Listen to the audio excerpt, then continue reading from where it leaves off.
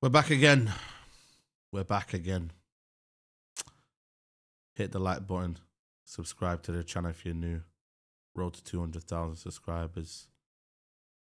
Don't tell me why I did a hate watch. Don't tell me why I watched the game. Don't tell me why I thought that something would happen. Don't tell me why I had any hope. Don't tell me why I believed in the Everton team that have won one in the last how many visits to Anfield. Don't tell me why. Just watch the video and just laugh at me because I'm a fool. I keep doing this to myself. I keep thinking Liverpool are going to have an off day. There were so many situations, so many scenarios I had in my head to think, you know what, man? 12:30 kickoff. They've just had a hard-fought win against Atletico Madrid. I thought, you know what? The situation with Simeone and the euphoria and the emotion, Champions League night, first one of the season. I thought, you know what? An Everton team that have got a week off, that have had a fairly good start to the season, who are, look, rejuvenised, revitalised, re-energized. You know what I mean, bro? Every word you can think of that gives you a little bit of inspiration, a bit of hope, bro.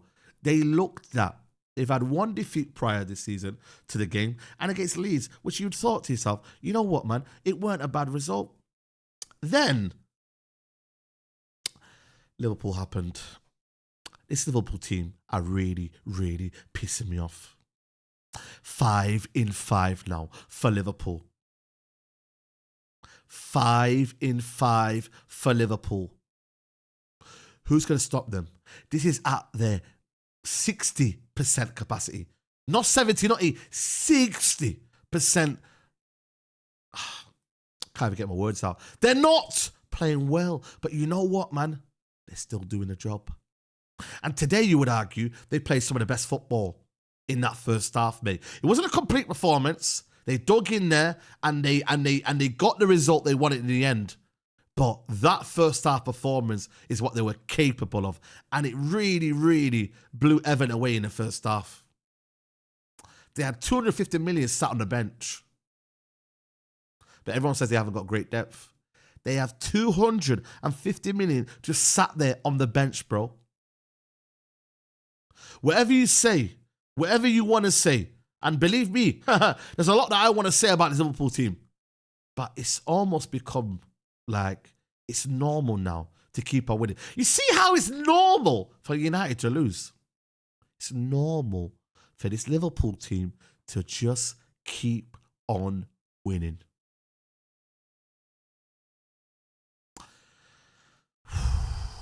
Seriously, man. What are we going to do? What are we going to do about this? What is the Premier League going to do about this? Who's going to stand up to this form? I'm praying Arsenal do something. Chelsea, I'm not sure. But Arsenal Football Club, please do something. Liverpool first half, let's talk about it. Gravenberch, let's talk about it. Gravenberch is the best midfielder in the league right now. Nobody should be arguing. I'm sorry. This guy is playing out of this world. Did he not miss the first game of the season? Did he not look like a guy that was going to this Liverpool team and adjusting? Brother, he's slotted in Newcastle game, man of the match. Game after game, this brother is cooking, bro. What, broski, the talent of this guy, bro, is ridiculous. Receiving the ball, controlling the game, winning the duels. This guy is right now looking like a complete midfielder, bro. Creativity, goals, assists. Brother, he's got everything in his locker. It is scary what Gravenberch is doing this season. It is still early on, but what we're seeing right now is going to be what we saw last season, a continuation of this absolute gem of midfielder. And I hate to say it, but he's a Liverpool player and I hate it, bro. Listen, I'm a purist. I love football. So I'm just not going to look at Liverpool and still not praise Gravenberch. It is what it is, bro. Argue amongst yourselves, bro. But we're lacking quality in football. We're lacking it. So when you do see it, you got to cherish it. It is what it is. You got to just give it the flowers it deserves. You got to give the compliments it is due. It's as simple as that, bro. What a goal. What an absolute outstanding goal that was. That's not an easy finish. The vision from Salah, by the way, was incredible. But the goal was almost like Ronaldo in 2015, Real Madrid versus Liverpool at Anfield. If you were there, you'd know what I'm talking about. To get that control, the technique, the almost like the power of the shot, everything has got to be inch perfect, bro. You've got to be able to look at it when it's coming over your shoulder, time it, and then get the accuracy and the technique to lift it over the keeper. And he was coming to him on the side, by the way. I'm sure Ronaldo was a bit more central. This one was coming over the shoulder, bang, goal. What a absolute outstanding first goal it was for Liverpool. And then the second goal was even better, man. The second goal, man, I have to say, these were two world-class goals, bro, in the way that it was produced. Liverpool get the ball, there's a bit of movement, bit of 1-2 passing, and Gravenberch's vision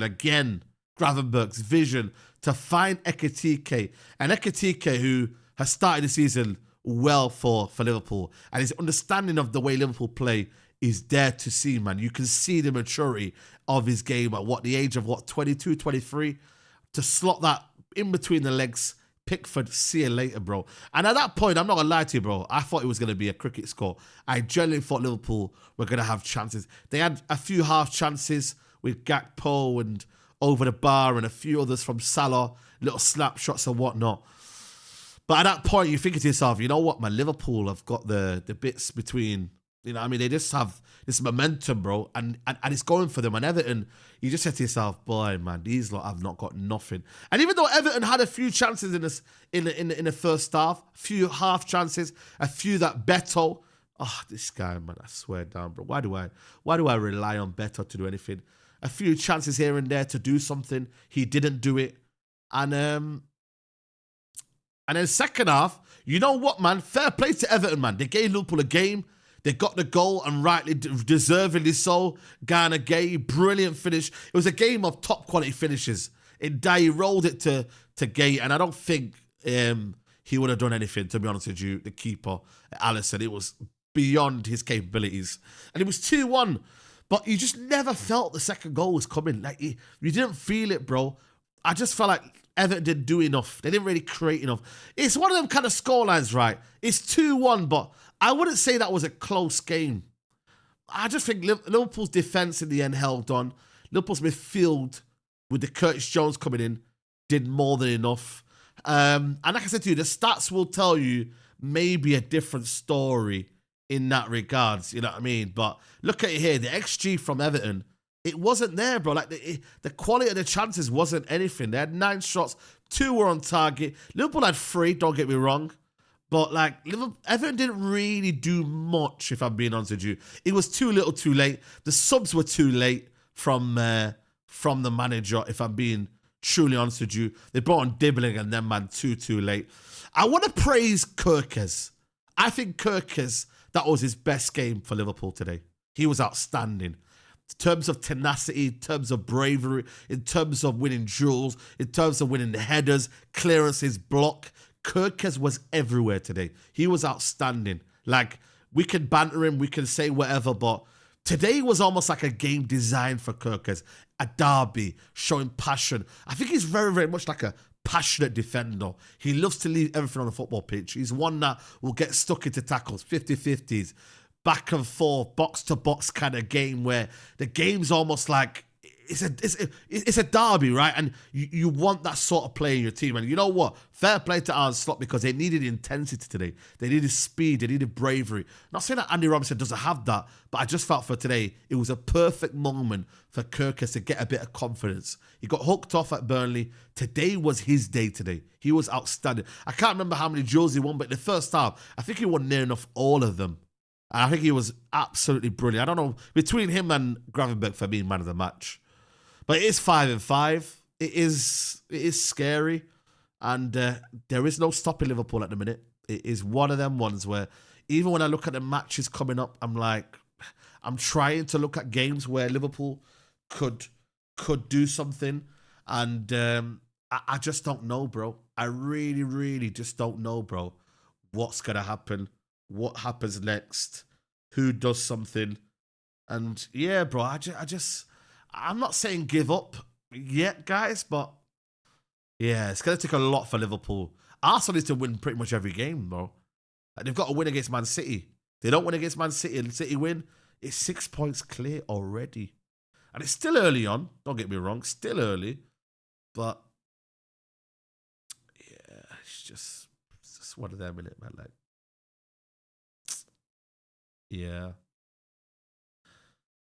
Yeah, guys. What can you do, man? Like the video, man. Subscribe to the channel if you're new. Trying to get to 200k. And yeah, man, I've got to go now to Old Trafford to watch my football team now.